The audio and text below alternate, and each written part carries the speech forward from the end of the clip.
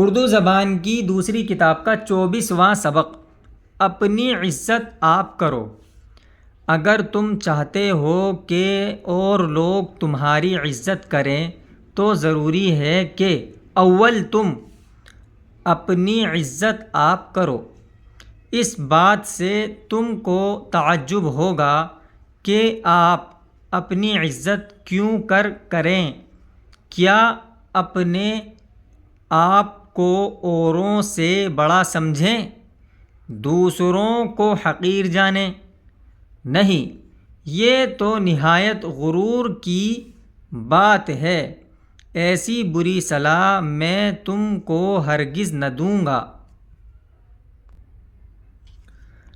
تم اپنی عزت آپ کرو، اس بات کے کہنے سے میری مراد یہ ہے کہ تم کسی کے ساتھ ایسا برا سلوک نہ کرو جو وہ تم کو بے عزت سمجھے یا تمہاری بے عزتی کا ارادہ کرے۔ جو شخص اپنی عزت چاہتا ہے وہ سب کو عزت کی نظر سے دیکھتا ہے، نہ برا کہتا ہے، نہ برا سنتا ہے، نہ اوروں کی ہتک یعنی بے حرمتی کرتا ہے، نہ ذلت اٹھاتا ہے۔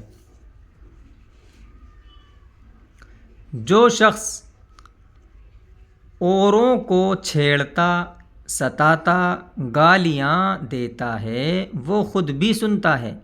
بدذات یعنی برا، بدذات آدمی کی ہر بات کا ہرگز جواب نہ دو، نہ اس کے پاس بیٹھو۔ ایسے شریروں کی صحبت تم کو بھی کمینے پن کی باتیں سکھا دے گی۔ کمینے پن یعنی نالائقی کی باتیں سکھا دے گی، پھر کوئی تمہاری عزت نہ کرے گا۔ بد کی صحبت میں مت بیٹھو، اس کا ہے انجام برا۔ بد نہ بنے تو بد کہلائے، بد اچھا بدنام برا۔